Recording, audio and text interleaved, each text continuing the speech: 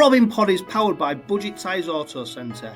Make them your first and only choice for a vast array of vehicle services. They are a reputable East Hull-based car specialist and dedicated to providing quality services at reasonable prices. And don't forget, they are trusted by the players, club officials and supporters of Hull Kingston Rovers.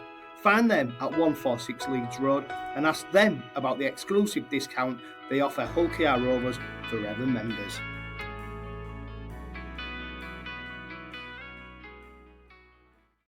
Welcome to this week's edition of the Robin Pod, your go-to podcast for all things Hull Kingston Rovers. In this episode, we'll take a closer look at the Robins' impressive round 15 victory over Castleford Tigers, a performance full of great determination and attacking flair. We'll also be turning our attention to this week's big home fixture as Wakefield Trinity make their trip to Sulbrook Craven Park. There's good news on the injury front too, as Rhyse Matin has been named in the 21-man squad for the first time since February. We'll have all the latest on his return and what it could mean for the team. And finally, we delve into the exciting new partnership between Hull KR and NRL side North Queensland Cowboys. What could this link up bring for the future of the club? And don't forget, Steve Till joins us once again for Robins Revisited. All that and more on this week's Robin Pod. Let's get into it. Joining me this week is Gary Lee and Max Dawson. Gary, before I introduce Max, of course, there's always so much going on, isn't there? It's a good time to be a Robin. It's always, isn't it? The last couple of years, it just seems like it just gets better and better. And I'm really envious. And I'm going to show my age now. I'm really envious of anybody who's kind of become a Rovers fan, supporter, member in the last 5 years, because you've really joined at the right time. It's absolutely brilliant. And we won't go on about the past and what happened. We all know. But yeah, I think it's absolutely a fantastic time to be a Rovers fan, isn't it? Yeah, and Max, Gary mentioned about potentially people who've been supporting the Robins over the last 5 years. What a great time it is to be a Robin. Of course, we need more and more supporters jumping on the bandwagon, don't we? Because more supporters means more people through the turnstiles. It means more people buying merchandise. It means more people getting behind the boys. You know, let's encourage it. Let's embrace it. Yeah, it does mean bigger queues at the bar, though. That's another thing. Well, on that note, maybe not, Max. Particularly at Craven Park, maybe if we could limit a few people. Yeah, you're right, because the beer queues are getting bigger, and that's not not a lot of people pleased by that. I think I'm one of the only people actually that don't drink at Rovers, because I usually jump back in the car straight away and come home. So I might have one very early on, you know, when I first get there, but I really don't. And I see these people walking around with 2-pint pots and stuff, and I'm like, Christ, come on. Yeah. It's all well and good drinking at the game until you can't remember the game. You got to watch it back again. Yeah, hey, and I tell you what, Max, there's nothing better at the moment than watching it back, is there? Because the highlight reels, the full game replays, you know, they're an absolute joy to watch. You know, now you want to watch the highlights, don't you? Because a few years ago, you wouldn't be tuning in. Now, you know, the tries were scoring, the points were scoring. It is like a proper highlights reel. And we're going to talk about the Castleford game. Of course we are. Another big victory, 48 points to 0 against Castleford. It's not just the scorelines, is it, Max? It's the tries we're scoring. Yeah. It's so pleasing on the eye. Yeah, it's good. It's good rugby to watch, isn't it? And it's champagne rugby. It's rugby that we used to watch Wigan and Saints play and think, oh, it'd be good to watch Rovers play like that. And now it's reality, isn't it? It's brilliant. Yeah, Gary, I mean, Max said it's rugby that Wigan and Saints used to play. This is the rugby league you was probably brought up on, particularly in the 80s, where we used to see baggy shirts. Yeah, well, maybe not so much the baggy shirts, but the rugby league that was on offer, the free-flowing attacking play, the offloads, the trust in the centre and wing play. You know, this is what you was brought up on, wasn't it? I think it's when you're watching it, when you're watching it live, it's really great to see. And then when you watch on the highlights or the game when you get home, and when you watch all the players, 9 tries, wasn't it, against Castleford? And I know we're going to talk about that in a minute, but some of those tries, every single player was in motion and you knew what was coming, and it was absolutely fantastic. It's real proper, like Max said, you're watching the Wigan and Saints of old, but now it's Rovers now, isn't it? It's brilliant, you know? Yeah, I tell you what, let's look at that Cass v Rovers game then. 48 points nil, 20-0 up at half time. I mean, a big thing was, you know what, it frustrated me a little bit, Max, because a lot of people were talking about, you know, you go to Cass, it's a smaller pitch, you know, it's going to suit Castleford. I was looking at it going, well, a smaller pitch, because the way we attack, a smaller pitch means we get more opportunity to go up their try line. Yeah. Almost as if Cass were going to take advantage of that. And I thought, no, the Robins are smart enough. Yeah. The way we attack, the way we play, a smaller pitch gives us more opportunity to score more points. Yeah, especially with all the pit. We've got a bit of pace now as well, haven't we? When a few years ago, we didn't seem to have a lot of pace. So now we can burn teams on, good in it. Yeah, Gary, I mean, you look at the strike threat we posed.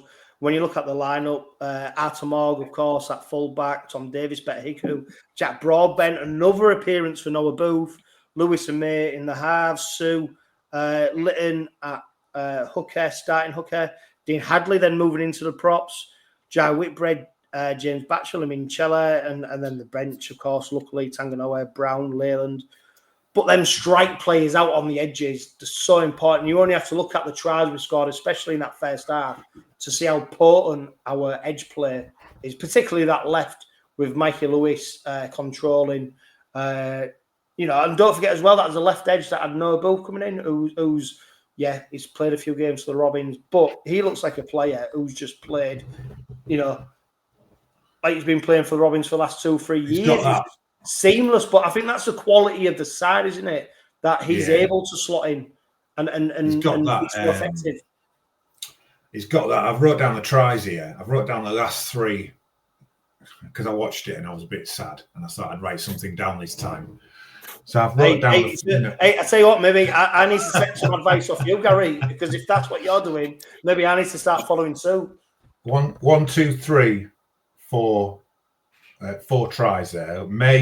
It was May. So the first try, May Lewis Broadbent, May Broadbent Booth, May Morg Davies, and then May Lewis Broadbent.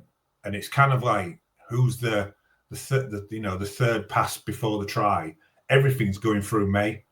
And I know you mentioned Noah Booth there. Noah Booth reminds me of Michael Owen. Remember when he played against Argentina? No fear, just did it. Those steps, that goal he scored, and Noah Booth's the same. I think he's got that. He's got that benefit of being young and having no fear. And once he gets the ball, he's rapid, isn't he? He's really, really quick. And I suppose Max as well. Gary's right. That's backed up as well by his physical presence. He's a big kid. He's a young kid, but he's a big kid, and also. I mean, you only have to look at the first try that he scored. What a finish to put it down where he did. For me, where I was stood in the terrace at Castleford, when he put it down, I thought, do you know what? There's no way he scored that. And then the video referee obviously then replays it, and you see the ball go down. What a finish that was! And you know, on the Robin Pod of the last few weeks that Noah Booth has been playing, we've talked a lot about him.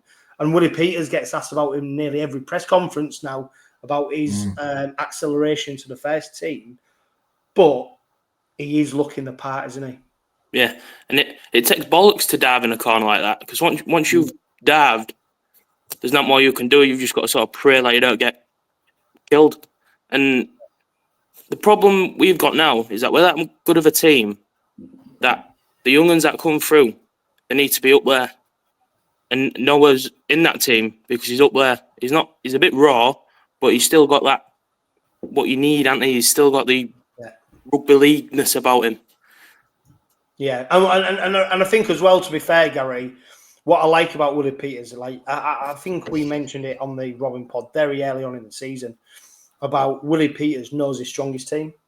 So I think one of the questions posed to him in the pre-game press conference this week was, we're going to come on to the Wakefield game, is Burgess is in the squad. Will he be will he come back in, or is Noah Booth done enough to retain his place? That kind of. And Willie Peters was very strong about, no, Booth is doing well, but we have a first team. And if Burgess is fit, Burgess plays. But the skill of a coach is to still keep Noah Booth happy, knowing that basically, if Joe Burgess is fit, he's out the team. That's it. Yeah, but what Willie Peters really does well, and what the rest of the coaching staff do, is still keep that cohesive team, that unit, that the fact that their players, who of course they're not happy they're getting dropped, but they're happy to be in the squad, they're happy to be part of it, and they understand the long plan. They understand. I think he's got that, hasn't he? Yeah. He's got that. Well, that's what he gets paid to do. He's built that in the squad and the whole kind of Rovers team, and I'm talking about the off-field team as well. I think he's built that into everybody, hasn't he? That puts on that shirt or comes to work. That it's a team effort. It's as in the wider team, So if you're squad number 34, you'll get your chance, and when you get your chance, you take it. But when you're on that pitch, you are part of the success of the whole of Hull Kingston Rovers, and I think he's built that into the squad, hasn't he? Yeah, and Max, I mean, if you look at the first half, it was 20-0 at half time. Castleford, don't get me wrong, they did put a defensive effort up, but at half time, you're already going, this could be anything, couldn't it? Because what Rovers did is the way they spread the ball out, there was almost scoring when they wanted to score, as daft as that sounds. They were sucking Castleford in, and then ultimately, what backed that up was the defensive effort as well. So at no point really did Castleford look like they was going to really threaten us. Yeah, they had spells where they had a bit of possession, but ultimately Rovers were able to shut them out. 20-0 at half time, and already we're going, well, it's 20-0 now. This could be anything come at the end of the second half. Now, Rovers are confident enough in the defence that they don't need to put all the points on them in the first 20 minutes, do they? Where a few years ago, we could score some good tries, but our defence went up there, so we had to try and score as many as we could just to make sure that we couldn't get caught. Where now we know that we're confident enough in our defensive team to know that we don't have to put all the points in the first half, and that we can play the game for the full 80 now, and it's good to watch. Yeah, I mean, you look at that starting lineup as well. Don't forget, I mean, we're going to talk about Dean Hadley, Gary. Dean Hadley starting the props with Jesse Sue. Hadley, 17 carries, 141 metres, 37 tackles. Dean Hadley's like the machine, isn't he? He just literally just keeps going and going and going and going. And do you know what? I reckon you could put Dean Hadley on the wing, and he'd probably get a try. And still give you He'd still get something. Like, honestly, he's a player that epitomises for me everything that's great about Rovers. He's quite unassuming. Yeah, he just gets on with it, doesn't he? But what he does, he does his talking on the pitch in terms of his performance. And like I said, he could play any position and he'd probably do a decent job. And I think people in that squad, people on the East End, people at Craven Park respect Dean Hadley because he's so unassuming he just goes about his job, but he does it to such a great level. And I think that's the epitome of the team. Yeah, I think he's one of those players, isn't he? When you notice that he's moved from prop, when Minnie went off, Minnie Cello went off for a bit near the end, and Dino's slotted in there. You're like, hang on a minute, fucking Minnie's gone off. Oh, it's Dean. Yeah, that's why Dino's getting a lot of the ball now and passing it through. And he just goes about his business, doesn't he? And I know we all sing his name and stuff like that because he does put. You've said there, look, 17 carries, 141 meters, 37 tries. That's unbelievable, really, for a for somebody who stays on for 80 minutes in as a forward, moving around, it's absolutely fantastic, isn't it? Yeah. Yeah, I tell you what, Max, the first try at the second half. I mean, what's really interesting, and like you said, we're going to talk about the Wakefield team news very soon. 𝗀𝗻𝗆𝗴𝗏, not only did he score a try, he had a sidestep.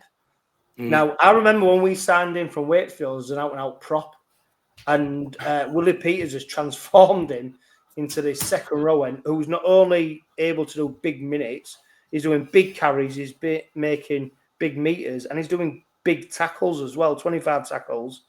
The evolution of Whitbread is amazing, and the tries he's scoring, he's probably far ahead of any expectations that he had in terms of try scoring. But he doesn't look out of place, does he now? He looks like he's played there for the last 5 seasons. He's even got a bit of pace on him as well, hasn't he? There's been a few times where he's got up and into a bit of clean space, and no one's really caught him, have they? Obviously he's not going to make it the full way, but he has got that. He can get his head down, put a few meters through, can't he? Yeah, and I tell you what, Gary, the big thing about Rovers is not just the points they score, but it's how quickly they score the points.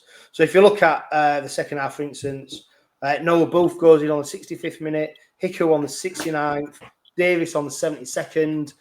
You know, that 7-minute spell, three tries, literally just puts the game to bed. And that's what the Robins are so good at. When they get a sniff of it, they go for it. And not only do they go for it, they execute it so well. They're really good at it, aren't they? I'll just go back to the Whitbread try. When you watch it back, when you've got nothing to do and you want a bit of a nana nap in the afternoon, put the Rovers highlights on. Whitbread's try. Hey, what, Gary? If I want a nap, I won't be putting Rovers highlights on. It would keep me. That's half the problem for me, Gary. I put them on late at night, and then I can't go back to sleep because I'm just auto plays on YouTube. Yeah, just auto plays. The next thing you're watching the Challenge Cup final again. Anyway, Whitbread's try. There was one of about. He was one of about 3 players that could have picked that up. You know, despite the fact it looked like Noah Booth was going to go in, and then he threw that pass inside, didn't he? The three Rovers players kept going, thinking that if something happened, like Davies in the final, if something happens here, we're going to get that. He was 1 of 3. Yeah, but that 3 tries in 7 minutes. I think that's we used to do that, like Max said, didn't we? We used to do that in the first 20 minutes. You know, bang, bang, bang, get 3 tries. We'd get 1 try maybe after 10 minutes, and then another couple after that, hoping our defence, you know. But now we're doing it at various points in the game just to kill the game off. I think it was a. Yeah, Max, I'll tell you what.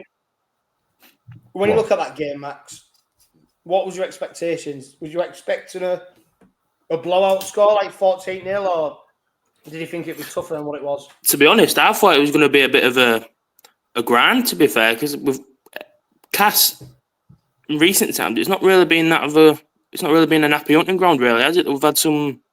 I think is it the past 2 times we've played them, we've only won and beaten by a point or something like that. Well, you only have to look back to last season with the 𝗀𝗏𝗏 and drop goal to see how it can be. But this Rovers side, Max, they're a different beast now, aren't they? Yeah. Like everything you've gone before, you know, your own. You know, when you used to look back and you go, oh, you know, we never do well at this side, or when we go across to the northwest, we don't do that great. All that's just blown out the water, isn't it, right now? Yeah. And Castleford was on a high as well. They just beat them, aren't they? So that's not the biggest result, though, is it? To be fair, no, true. You know, that fake grass had been playing on, innit? Yeah. So, but I tell you what, there's some standout performances. Jack Broadbent, I think he got the Sky Sports Man of the Match, didn't he, for his efforts, 2 tries, I think 2 assists. I mean, Gary, that I tell you what secured their breakfast on the back of the 0 was that Jack Broadbent tackle.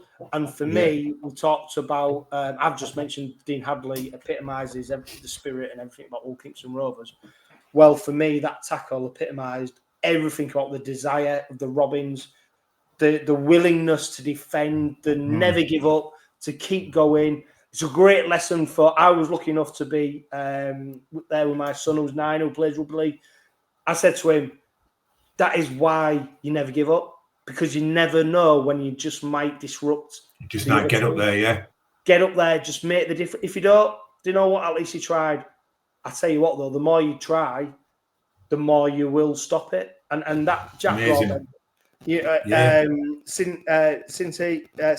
it was a great break from any senior. I mean, obviously, Willie Peters will look back at that and he won't be happy with 4 tackles broke. Yeah, the tackles that senior did evade, but that last one is a great example of why you just never give up. And when you watch it back, the Sky commentator said this at the end, I think, in the wash up and stuff. When you watch, there's a wide shot of senior breaking. I think he just broke the last tackle, but he went past Hickle, didn't he? I think, and you can see Broadbent with his head down, literally got his head down, running. You know, like you used to run back to your mum's for tea at 5 o'clock, running, and it's that determination. And like you said, John, show that little bit to anybody who wants to, any aspiring youngster who wants to know how to play rugby league and never give up. Just show them that little minute of him running back to with his head down. It's absolutely brilliant. Yeah. And I tell you what, he got his just rewards, didn't he, in the end? And I tell you what, I mean, I'm only assuming, but I bet that got celebrated out of all the 9 tries that were scored and the great pieces of play. I reckon that will got celebrated either equally or more than the tries that were scored, because it wasn't pivotal, because it didn't change. Even if he had scored it, it wouldn't have changed the scoreline in terms of Castleford going on to win. But that, I think, is what Willie Peters will play to the team to go, this is what we're about. We don't stop. We don't give in. And a little bit, Max. So you take that moment from the Castleford game. We go to the Challenge Cup final about playing to every minute. You know, every minute counts. We go to the 78th minute. Rovers go score a try. What Rovers are really good at is getting their moments right, the moments that count. And like I said, you know, it's a fantastic moment. That try that was scored against Warrington in the Challenge Cup final. And it was another fantastic moment when we stopped that try, because, like Gary said, the Sky commentators, I've watched it back, it was just assumed a try. It's just assumed a try. Yeah. To be fair, and they deserve that try as well, because not many people just run through Davis, and especially Iku, do they? Not many people leave Iku on his ass. No, there was hanging on. Well, they weren't hanging on. They couldn't even get close, could they? Because there was flapping, and not only that, senior made great then meters down the middle, and you look like it was going to be. The commentators thought it was a try, and I think fair credit to the match officials for the way that they played it. It was funny because if you've watched it, Elliot Minchella goes straight to Moore to say it's not a try, and Moore says, "No, hang on, I've got to go through a process. Like, I've got, you know." And it's as someone who, you know, loves rugby league, you want that, you need that process, and it got it right. And but yeah, great moment from Broadbent. And to be fair, when you look at it, Max, Broadbent probably was deserving of the man of the match. We're going to ask a question. I'll tell you what, we'll ask it now. Rovers Player of the Year. Rovers Player of the Year so far, Max. Where are you at with players? Who you think could be? I mean, there's you can make a point for any player at the minute, couldn't you? Well, I'll tell you what. You make a point for the one you think could be Player of the Season. I'll go. I'll say it. I'll go for at the minute. I'll say, because someone's going to say it, Mikey Lewis, because of that kick at Wembley. Yeah. The 2040. Yeah. I'll tell you what, Gary, if you look over the course of the season, I mean, there's been some great performances, haven't there? There's been some really consistent performances. Who would you go for, Gary, right now? Yeah, I've actually got it written down, Jono, and highlighted. I've got my 3. So I've got May first, Broadbent, then Lytton. Yeah. Just because, May for me is just is all round performances. And he looks like, doesn't he? When you're watching, and this is my mitigation, when you're watching him, he looks like he's just not doing. We've spoke about this before, haven't we? He just is so cool and calm and time. He just seems to have loads of time on the ball, and he never wants to get tackled, and he always tries to offload it, which is quite frustrating, but quite good in a way. But yeah, for me, it's May just because of his 80-minute all-round performances. Yeah. Yeah. You won't be happy with his 6 missed tackles on Thursday. But that's how high the bar is set. For me, I'm toiling. I love 𝗪𝗓𝗄𝗃. I just think do you know what he does for the side? His leadership over the course of the first third of the season, everything, the way he conducts himself, what he brings to the team. But for me, Broadbent, for someone who doesn't actually have a designated position in the team, he just every time he plays, he just comes up with some either clutch plays, he comes up with some defensive effort, he comes up with tries, he comes up with assists. He's a player who's just seamlessly fitted into the side, regardless of what position he plays. I mean, it's interesting, as we ask that question, the Man of Steel points are now going to be blind, so we're not going to see them to the end of the season. At the moment, Jake Connors leading the way. Essay from that lot, he's second. I think Michael Lewis is down in 5th. We're not going to know who's won the Man of Steel award now until the end of the season, when it's. And the Catalans player still up there as well. Well, Nick Cottridge, who for me is one of the unfittest. He's not done out. So look, there's a long, long way to go, and I do think ultimately the teams who end up near the top at the end of the season, them players will gravitate to. So it'd be interesting to see how that goes. But yeah, it's really interesting, isn't it, to see who people think have done so well. And it's really interesting, Hull KR, he brought up a great stat that mentioned that 𝗬𝗏𝗏 is already the top point scorer for our side, discounting the fact he's not been able to play in the Challenge Cup. So 𝗬𝗏𝗏, where could he be? Where could he be at the end of the season? What a contribution he's already made to the side. And I'll tell you what, Max, a fast fullback is so important, isn't it, to a successful side? Yeah, because he comes out wide and he steps back in. I think he's always done that first tackler. Yeah, and I think he's small but quick, and he's got a bit of oomph to him as well, hasn't he? For a little bloke, he rolled over that line, didn't he? He was held up, but he still got over it, didn't he? Yeah, I'll tell you what, Gary. 𝗫𝗓𝗄𝗏 was good. Yeah. 𝗬𝗏𝗏's great. And that's no discredit to 𝗫𝗓𝗏𝗏s, but 𝗬𝗏𝗏 is and the transfer dealings that we've done normally is to better the team. And you don't want to talk about players who've gone before, because at the time, 𝗫𝗓𝗏𝗏s, George King, for example, they did an amazing job at that time. But the players who then replaced them then just took us up that next year. And 𝗬𝗏𝗏's another one who just took us up to another level. There was a bit of an intake of breath, wasn't there, when Evalds left? People were like, wow, because he was so good. Yeah. So good at returning the ball. Every fullback drops a ball now and again. I don't care who you are, And then when Mould came in, airy, because he was going to be with us anyway, wasn't he? He came in airy, and he's just fitted right in. He's 11th, by the way, on the Man of Steel listings at the minute. He could propel himself forward, couldn't he? He could propel himself forward. Maybe. Max, looking back at that Cas game, of course, there was a host of former Robins in the side. So Lucini, Sam Woodrow, Milnes, Chris Atkin, George Griffin. Maybe the future Robin, most sides were on.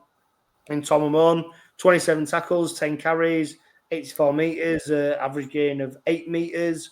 I think pre-game, it was all about how difficult he is to play against. We probably didn't see him have his best game, but he's a good player playing in the struggling side. You looking forward to seeing Tom Amon next season in the red and white of Hull Kingston Rovers? Can't wait.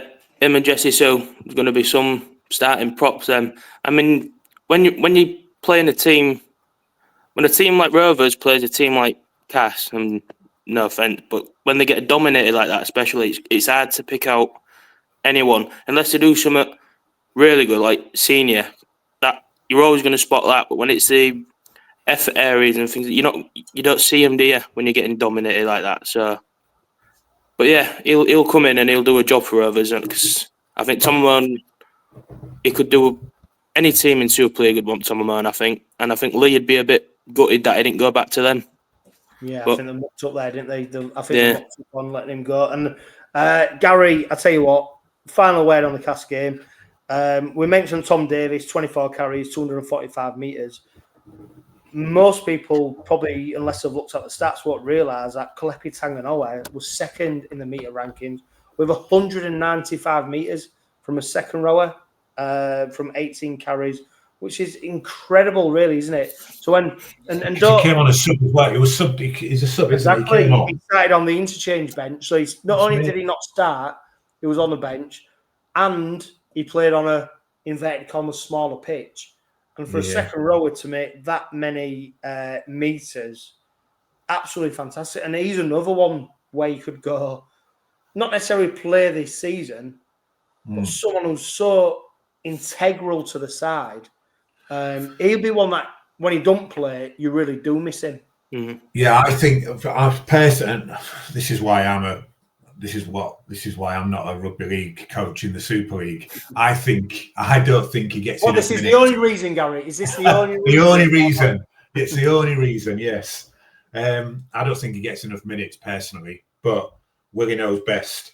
When you look at those two stats there for Davies and Tanganoa, can you imagine having been a ball player or a hooker? Knowing you're going to give the ball to one of those two players and they're going to make over 10 meters, it's absolutely fantastic, isn't it? It's such a confidence. It must give the halves real confidence when they're passing to those players, I think. Yeah. And it must give the defence nightmares because they know what's coming. And there's one thing knowing what's coming, it's another thing stopping it. that's the thing. Yeah. Right. Let's bring Steve Till in for Robins Revisited.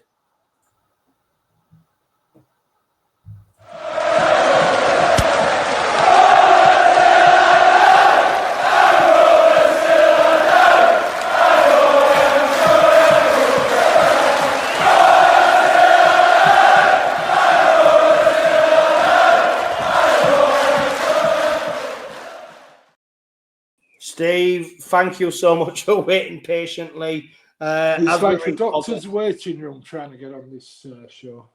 Well, to be fair, Steve, you've just been to the dentist, so you'll know all about that in terms of waiting. Yeah. No, people won't realise the length we have to go to record this. And so great appreciation for you, Steve, especially for Robins Revisited, because it's another special one when we take on Wakefield. So what have you got for us this week? I'm going to go back 50 years. Season 74-75, Rovers were in the second division and they got to the final of what was a major trophy, the Yorkshire Cup. Well, we played Wakefield Trinity and it was played at Headingley and it was played in front of 5,000 people. A lot of people think that the crowds were massive in the 70s. They weren't. Rovers to get, we're talking about a Yorkshire Cup final at Headingley got 5,000. Some of the earlier rounds, we played at Bradford. There was 2,300 there at Odsall. Can you imagine that? So there's a fallacy about crowds back in those days. The crowds just weren't there. And Rovers' average would be about 4,000 or 5,000. Anyway, we got to the final of the Yorkshire Cup, and I'm just looking at the team sheets, and the Rovers signed 3. We were in the second division, by the way. Wakefield were in the first division, And Rovers had signed 3 players for next to out. And what signings they were: Bernard Watson, ex-Leeds, Clive Sullivan, and Neil Fox, the biggest point scorer in the history of the game. And he played second row against the team that he played for, scoring most of those points. And in the Wakefield team was 𝗂𝘂𝗱𝗏𝗂𝗏. And the captain of the Wakefield team was Mick Morgan. And we all know who Mick Morgan is in relation to Noah Booth, his Noah's grandfather. So 2 strong teams, and they battled it out in the first half. The first half finished 7-5 to Wakefield. And the game was ebbing and flowing. But luckily, well, rather not luckily, but with the way they played, Rovers came out on top 16-13 with tries from Jed Dunn, the aforementioned Bernard Watson, who scored 2, and George Kirkpatrick. Neil Fox kicked 2 goals, and some others names from Rovers past that Oldens like me will remember. Phil Copeland played centre. He turned out to be a black and white. He'd supported Hull. He played for Rovers for a long time, then went back to the dark side. We had a guy called George Kirkpatrick. George was a winger, a gangly. I'm not sure if he's not a Scotsman, but Rovers was skippered by Roger Millward, and the name Mike Stevenson was at scrum half. Not the Mike Stevenson off Sky, but Mike Stevenson was a bloody good player, a good halfback. John Millington was Rovers prop. Paul Rose, another prop. And then Cliff Wallace was physio when Rovers got to Wembley. Cliff, good second row forward. And then we'd also signed a guy from the dark side, Joe Brown. What a ball handling forward he was. So, and Ian Madley, he played in the second row. He came on a substitute for Neil Fox. All in all, it was a terrific day. I remember the day very well. It was a hard-fought game, but Rovers came on top 16-13. Great days.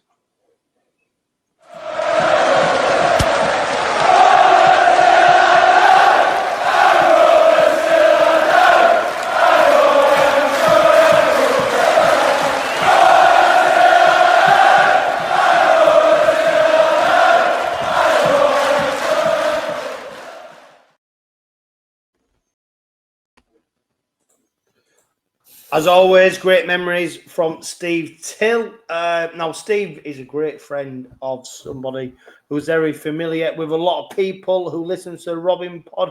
That is, of course, Justin Morgan. Gary, great news to hear about this partnership. We've struck up with the North Queensland Cowboys. Lots of synergy between what they do and what the Robins are doing. It's just another step in the right direction in terms of improving, enhancing, making things better for Hull Kingston Rovers, isn't it?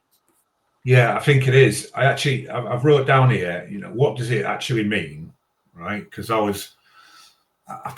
knew it was. I'd heard about it, and I'd listened to the interviews, and I'd read a little bit about it, and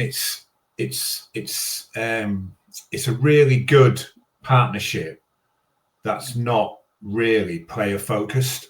It's really good. It's all about back offices and pathways, and I think it's they're going to meet, the CEOs are going to meet each other every couple of months, so it's a nice holiday for one of them at least every couple of months. A bit tongue in cheek, but yeah, I think what it shows is, doesn't it? It shows that we're a team on the up and can make these partnerships. I think it's absolutely brilliant. Yeah, I think it can only be a good thing. Yeah. Yeah, and I suppose, Max, we come on the Robin Pod and talk about beating Castleford, great result, great performance from the team, the coaching staff, everything. But ultimately, the coaching staff and the players are only able to do what they do because off the fields, everything's so good for them. The infrastructure behind the scenes, The things that as supporters, when we're sat in the north stand, when we're stood in the east stand, if you're in the west stand, we just see the players playing, the coaches coaching. Actually, this is a partnership that aims to elevate the club onto another level. So it's more about your off-field stuff. I don't know. Your retail, your tickets, your match day experience, all that stuff that goes around the team that we don't see. And any time that you're linked with an NRL side, Max, it's a positive, isn't it? Because they are the leaders, the benchmark. They're far beyond what we do in Super League. Yeah. And the fact that we've formed this partnership is another good step, I think. Yeah, it's mental, isn't it? Because there's some rugby league royalty that's come out with Cowboys. You got Jonathan Thurston, aren't you? And he's even just to be linked with the same club that he played for. It's mental, especially because Rovers. Rovers aren't being a club like your Wiggins or your Saints or your Leeds, where they've always sort of been up there recently. Rovers they've had to get their head down and they've had to work. So to take notes off the top tier of the game, the pinnacle, it's brilliant because it's not been easy to get to where Rovers are now. So and what is a good thing as well is that the Cowboys, they're probably going to learn just as much off us as we're going to learn off them. I'll tell you what, Max, you've made a great point there. You have made a great point. This isn't just about us going cap in hand to an NRL side and going, what can you give us? What can we learn from you? It's a two-way partnership. It's about also them seeing some of the things that we do. I say we. What Hull Kingston Rovers do, the staff do, and also how can they learn? Now, they're saying over their budgets are completely different to what we do. We have, but what they've seen is we do things in a certain way, and they've gone, yeah, actually, why don't we do it that way? Why? How can we benefit? So it's why don't we go for a free breakfast? Yeah. It's a great point. And I tell you what, as well, if you're going to Las Vegas, the Cowboys, of course, they're playing there. I think the Robins and Cowboys supporters are pretty much side by side. So there's great synergy there. And I think they're going to do an unopposed training session between the two sides in Vegas. So I expect there's going to be something that comes on the back of that in terms of giving supporters who are going over there the opportunity to view that. And, of course, there must be a merchandise range. Yeah. Got to be a 50-50 kit going about. I wrote that there. Yeah. Merchandise. Yeah, it says here that they're going to do an opposed session in the build-up to the big day. Larkin said... Larkin. It was Philip Larkin would have done it in poetry. Yeah, it was him. Sorry, mate. Yeah, I know. Yeah. He says, the Cowboys like us, we operate slightly outside the traditional bubble. Yeah, and I think that's how the synergies come about, hasn't it? Yeah, they're not necessarily two clubs that I don't know, inverted commas, mainstream, but so it's going to be great. And honestly, I do think that for all them people who are going to Las Vegas like I am, there's going to be some interesting things that come about, and I reckon this is going to be one of them, about the opportunity to see that. So fingers crossed. Where do we go? We've got lots to talk about. Wakefield up next. Let's talk about Danny Richardson going out on loan, Max. Obviously, if Mikey Lewis and Tyrone May fit, Danny Richardson doesn't play. So the fact that he can go to Salford for 2 weeks, get sharpened up again in the event of Mikey Lewis or Tyrone May get injured. And it's a good deal, isn't it? Richardson is too good not to not be playing, I think, as well, because he's come from Saints, hasn't he? He's not like he would he's got his opinions, hasn't he, if you follow me on Twitter and that, but he's got the talent in him, and for him not to be playing, it's also a bit of a waste because at the end of the day, he's getting paid to sit in the stands, isn't he? Really? Well, So, I'll tell you what, Max. It's a position where you need to be sharp, don't you? Like you need to be on it. You can't. It's like if you're not fit. I mean, if you're not match ready, it tells because. And if he's coming in every day, to the team. If he's coming into training every day, knowing he's not going to be playing, it must take the edge off a little bit, because he's like, well, I mean, he probably won't think like that, because at the end of the day, they are professional athletes, aren't they? But it must have some impact on you to know, like, you're going in, you're grafting, to then sit and watch. And Salford, it's not a bad club for him to go to either, because he could make a difference there. I mean, he's... Yeah. And also, you don't know what might happen in the next couple of weeks. Exactly. And I think as well, Gary, I mean, we're talking about players who are in, obviously, the first team squad. Fringe players, though. Lee Kershaw, devastating, doesn't it seem? I mean, ACL, 9 months. He's not going to be back ready in training until pre-season.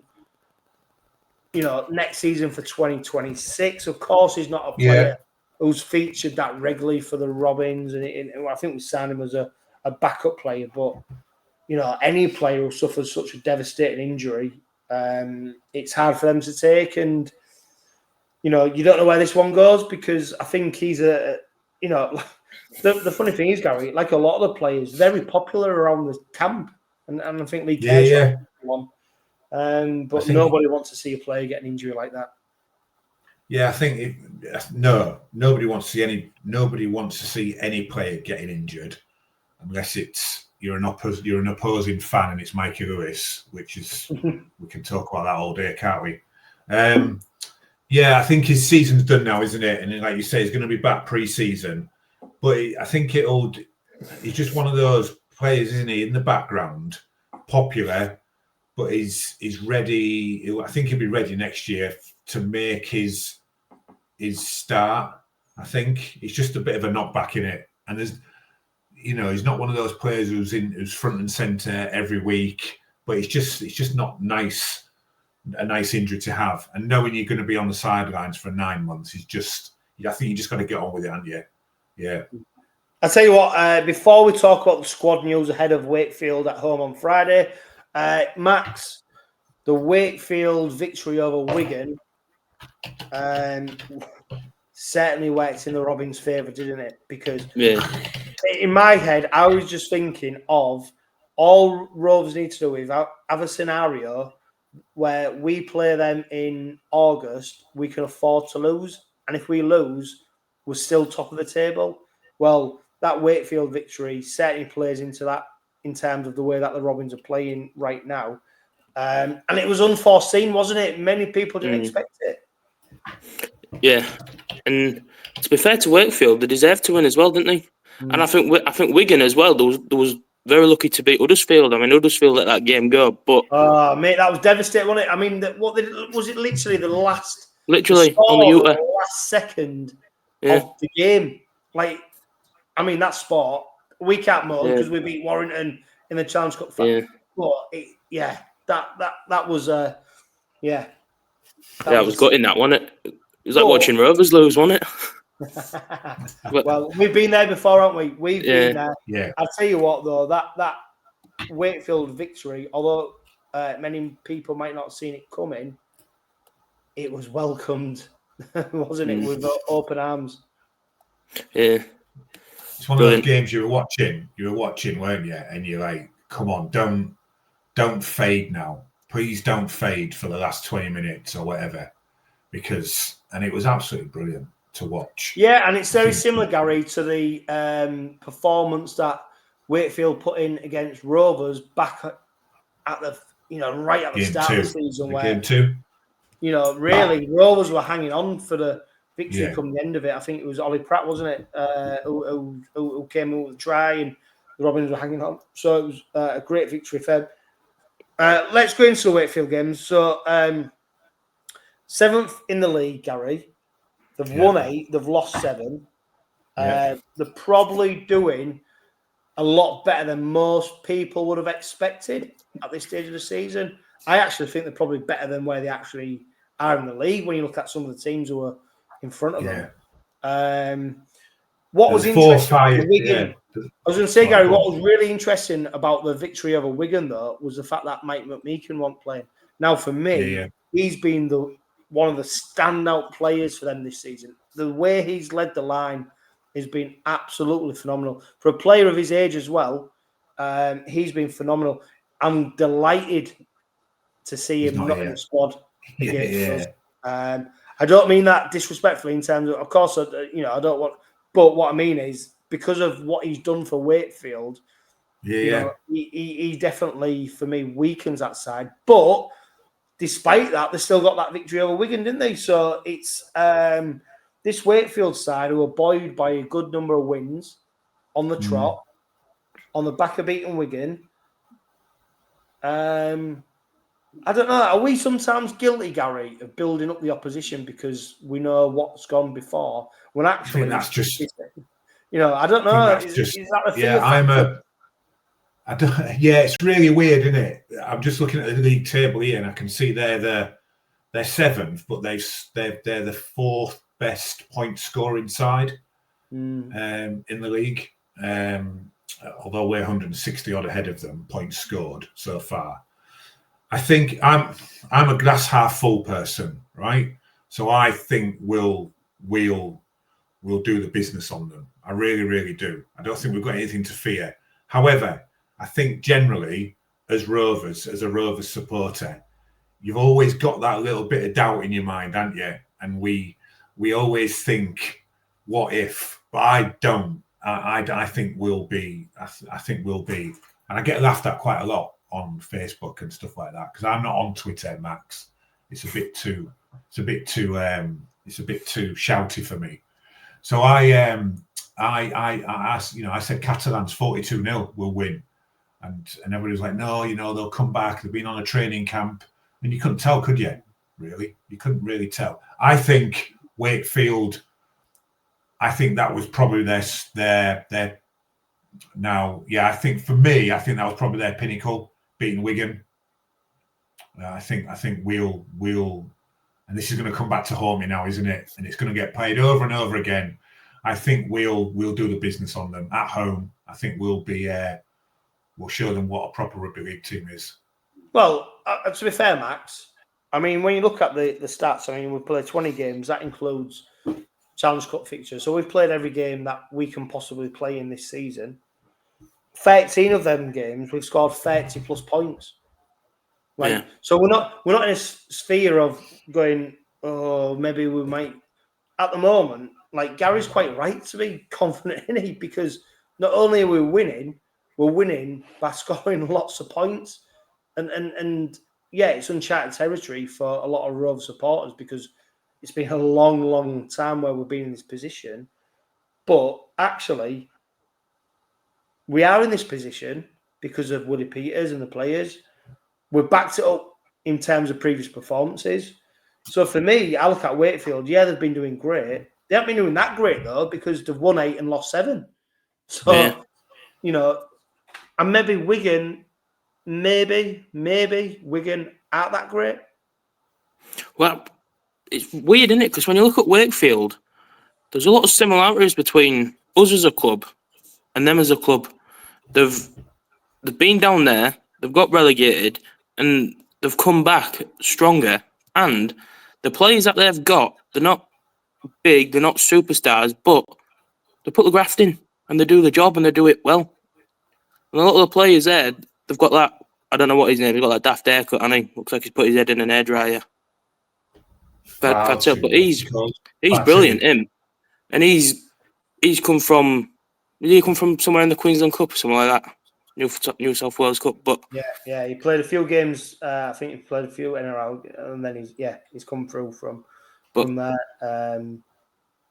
But yeah, and also Wakefield as well. They've given us some games over the years. I think we didn't play them last season, did we? But the season before that, well, say that we pumped them a few times, but they're still.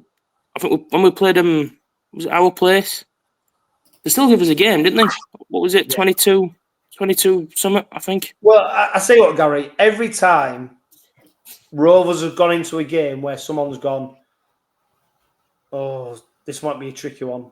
Normally we lose this one. Oh, I don't know what to work. Not only have Rovers won, they've absolutely battered it back with a plum. And this is another one where I go, yeah, Wakefield are great. Wakefield have done well. They're on a decent run. For me, they're missing probably one of the best players that they've had this season. I can't see anything beyond the Rovers' victory because I just look at our team and we're an absolute machine. And just got what Rovers are great with is if that play comes out, that play goes in, and you don't even notice it. You don't notice it, do you? Step up. And what is great about Rovers, I think, for me, is they cannot wait for the next game. They train, of course they do, but they are ready for game. They are match ready. They're almost like so fit, so energized, so focused on the end result that they want the next game. Not only do they want the next game, when they're in the game, going for the jugular. They honestly, mate, I just think the efforts aren't there. You notice it. I think you notice it this season more than last season and the season before and the season before. You notice the efforts, don't you, being put in by players in defence, I think. Yeah, it goes back to Broadbent, doesn't it? The Broadbent tackle against Castleford, it goes back to just players pushing players back and trying to get back to 10. You know, it's easy, isn't it, to give a penalty away when you're tired and you don't quite get back there and you run back up and you make that tackle and you give a penalty away. How many penalties have we had against us for not being back to 10 this season? I don't know. It's a question. I'm sure somebody knows, but I'm just looking at the stats again. We know we're only shipping 8.1 points per game in Super League. So we can quite confidently go into this game knowing we're in a position where the majority of the crowd can say we should win this game. Yeah. Excellent. So that brings us right through to question time.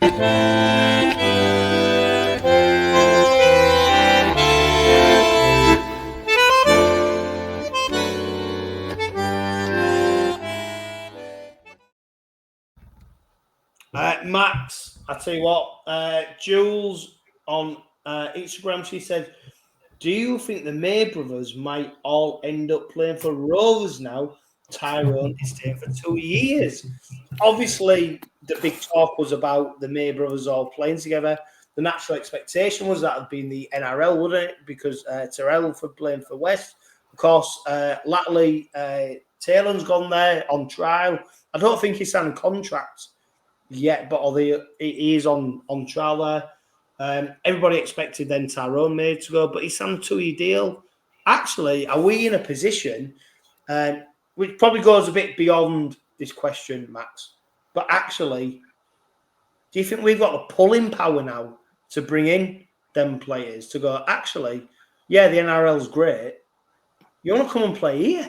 Like, come on. You know, I mean, let alone talking about positions and where players may fit in. But are we in that sphere now, do you think, where we actually could pull them players into us rather than thinking that Tyrone would go that way?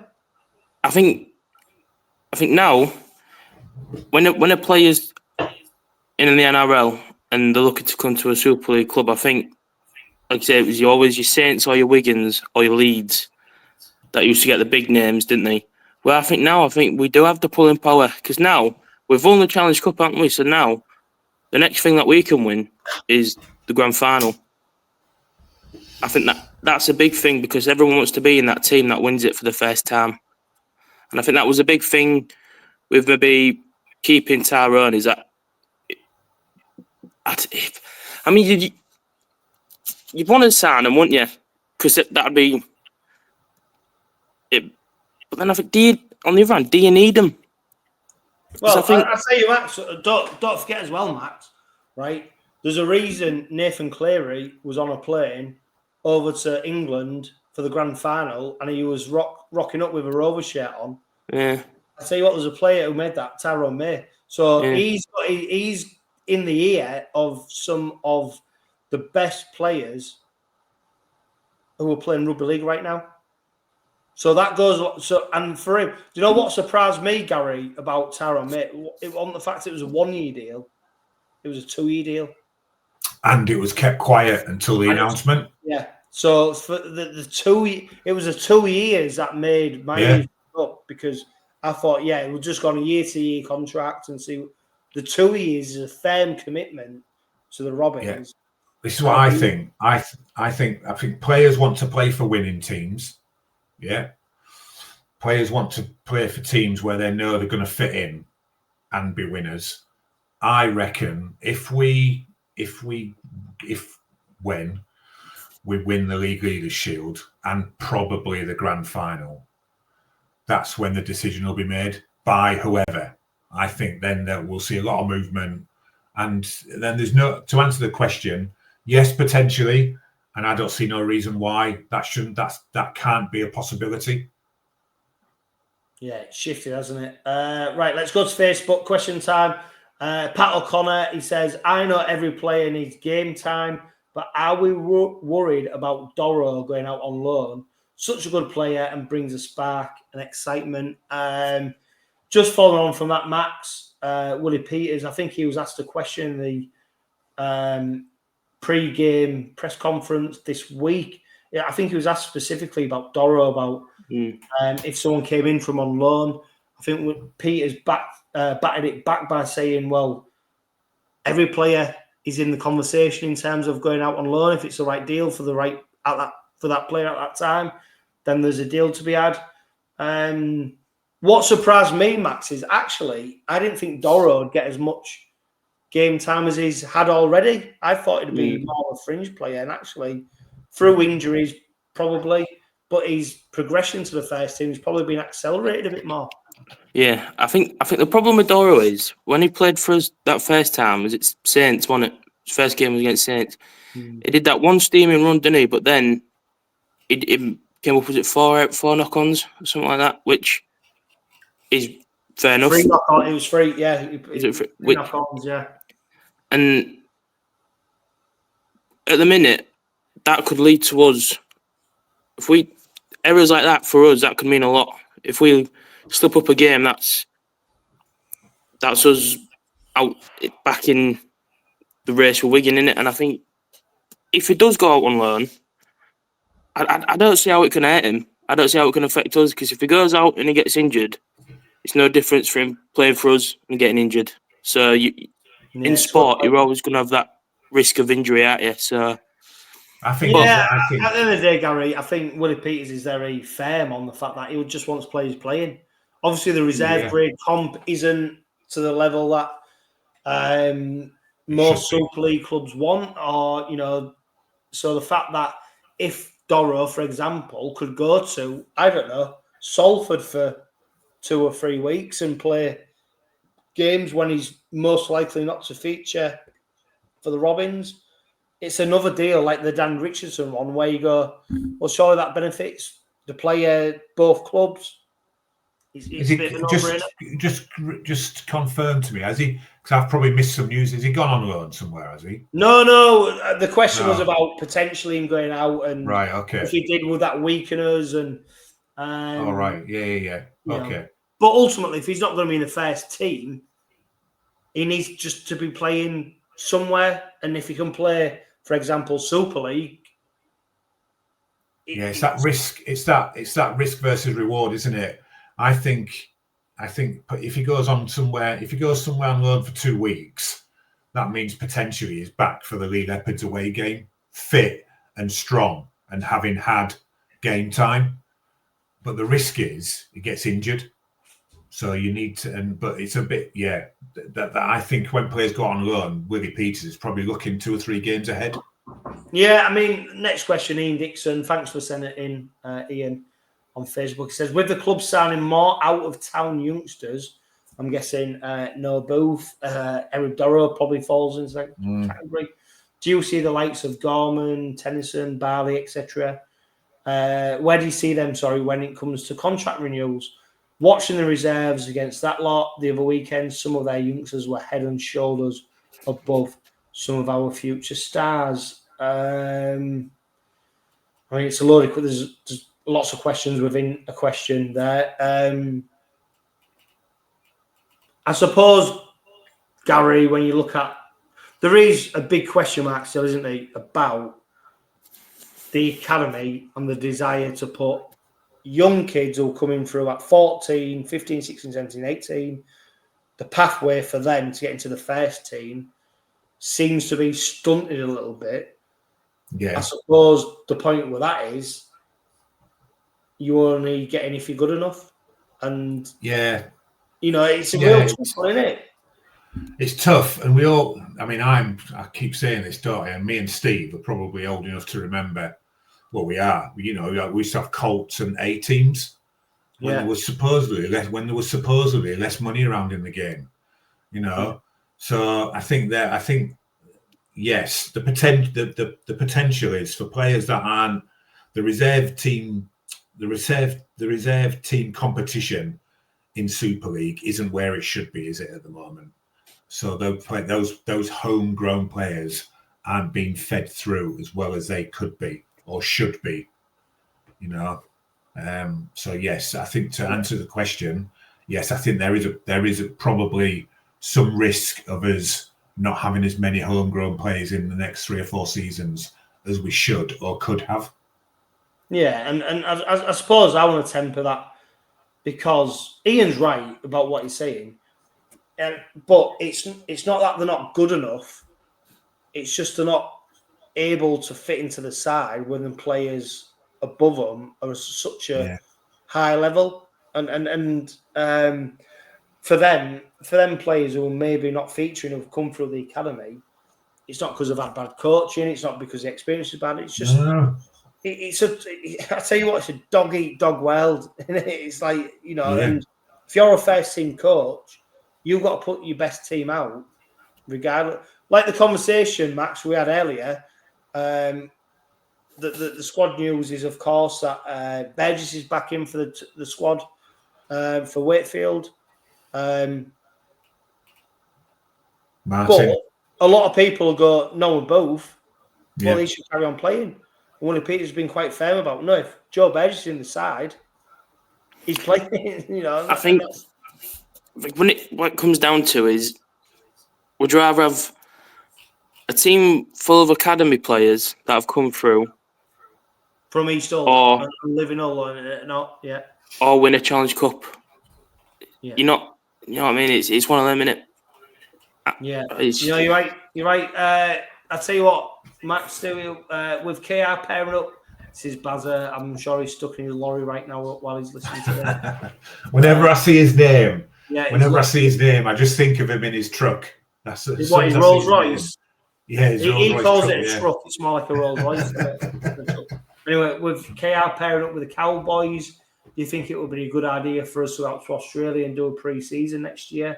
Definitely. Well, I don't think it'll be next year with them going to Vegas, but I'm all in favour of them going to. And of course, there's been talk about the academy going out and doing a tour, synergy between. There's lots of potential there, isn't there? About what we could do. Hopefully, who knows? We might meet each other in a World Club Challenge, and it won't have to be a manufactured game. It's actually what should be happening. Heather Lamb, she says, where does Willie see Rovers in the next 2 years? Are there any plans to bring Cowboys to Rovers? Hey, it's a good point, that, isn't it, Max? Isn't it? Instead of Rovers going to Australia, what about bringing the North Queensland Cowboys to East Hull? Yeah. What about them having a tour? Yeah.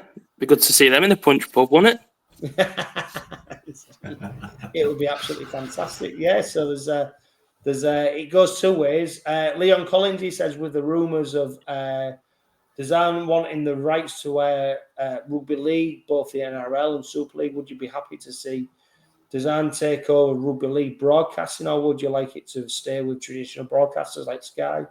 it means better presentation and more outreach for the sport, then I don't know. I'm just happy for whoever pays top dollar, because ultimately it's a good point about coverage and do you know what, I think Sky get a bit of a bad rap sometimes, because ultimately I do like size coverage, and I think since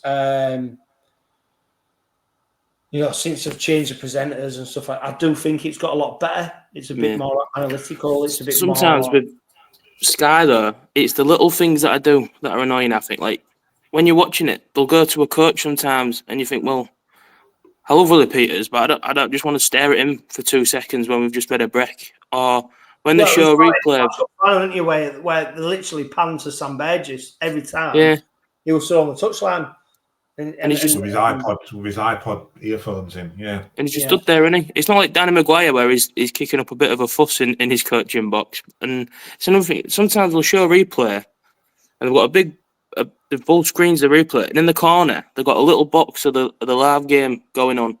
To me, that's the wrong way around.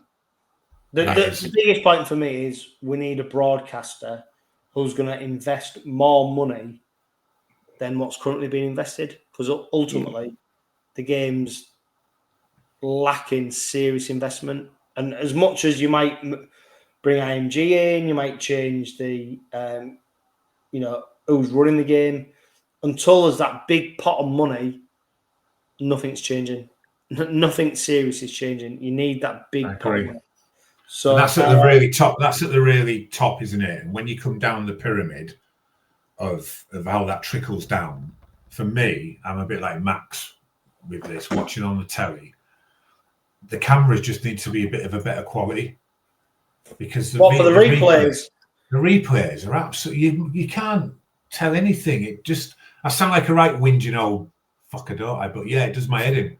Yeah, it's that bad. You probably have to take your glasses off to see it properly. I do. Yeah. Give them to the dog. Can you hear what the fuck's going on there? I tell you what, right, that brings us to the end of question time, but I've got one last question to ask before we finish.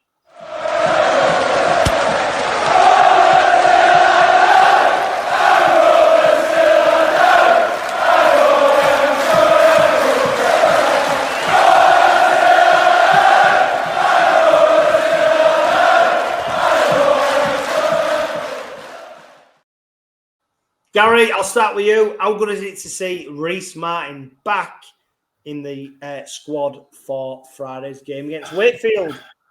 Yes, it's very good. I'm really looking forward to seeing what he can do in an already great team. I think I can't wait. I really can't. I'll be even more glass half full if he starts. Yeah, and of course, Rhyse Matin's inclusion, of course, is tempered by the fact that James Batchelor is now missing. He's going to see a throat specialist. He picked up an injury that we don't know what it quite is yet. The rumours are it could potentially be 6 weeks that he's out for. Of course, don't forget, we saw Sean Kennedy-Dowell, didn't we? When he had to see a throat specialist. He didn't change his voice because he was already quite grufty. But he was out for a number of weeks with his injury. James Batchelor, of course, Max, has been pivotal to this side, hasn't he? He's another player, I think, like when Willie Peters came in, he spotted Dean Hadley and said, I need him in my team. Yeah. Batchelor, of course, he was signed prior to Willie Peters coming in to the club. But he's another one who's a linchpin of the side. He's going to be a huge miss. But it's tempered by the fact that Rhyse Matin is now back in that 21-man squad. And I've got no doubt, if he's named in that 21-man squad, it's not a token effort. It's because he's ready to play. Yeah, I think even though Martin's a big name player in that, we haven't really missed him though, have we? To be fair, and that's the quality of the squad, isn't it? That is the recruitment. That is the squad that they've built up. I wonder if he'll be kicking now. I think he'd stick with Mark for kicking now. Gary, who are you going for kicker? Because if Rhyse Matin and Artem August going toe-to-toe, who are you going to put your money on? Oh, Christ. You know what? I'd put my money on Morg. It's a tough one, isn't it? Because Rhyse Matin is very tough, yeah. So big, and you know, and is he a lot of pressure on him? Right? Potentially, Max. Go on, Gary. Go on. I was going to say, sorry, I don't. To be fair, we don't need a kicker, do we? We're winning games by that much. That's a bit flippant, sorry, but we are. No, you're right. No, but that's the great thing about this team, that where the kicking's not actually pivotal. Be interesting to know, Max, how much kicking Rhyse Matin has done. I think you stick with Morg because was it Matin's hip he went out with or leg or something like that, wasn't it? So I just think you try and limit him to as least amount of risk as possible. So if that means him missing out on kicking for a few weeks, and to be fair, he doesn't need to be kicking, does he? We've got Morg.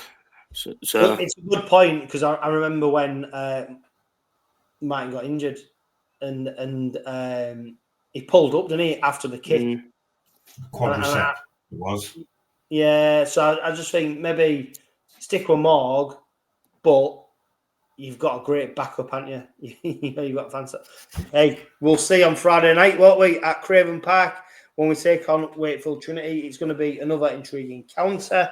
Of course, we've got the lineup to look forward to, and we haven't even mentioned the fact that 𝗀𝗲𝗏𝗏 and Mickey McAlorum potentially could be available for next week's game after Wakefield. So there's lots and lots of options. As we started the Robin pod, Gary, it's a great time to be a Robin. Of course, everyone's going to the game on Friday night. It's going to be loud and proud. It's going to be another special night under the floodlights.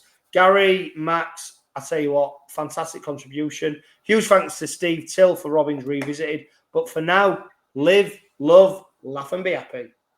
Singing a song when the red, red robin comes bob, bob, bobbing. When the red, red robin comes bob, bob, bobbing. When the red, red robin comes bob, bob, bobbing along.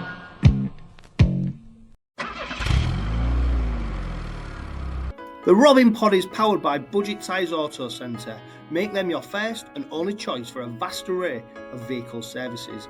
They are a reputable East Hull-based car specialist and dedicated to providing quality services at reasonable prices. And don't forget, they are trusted by the players, club officials and supporters of Hull Kingston Rovers. Find them at 146 Leeds Road and ask them about the exclusive discount they offer Hull KR Rovers Forever members.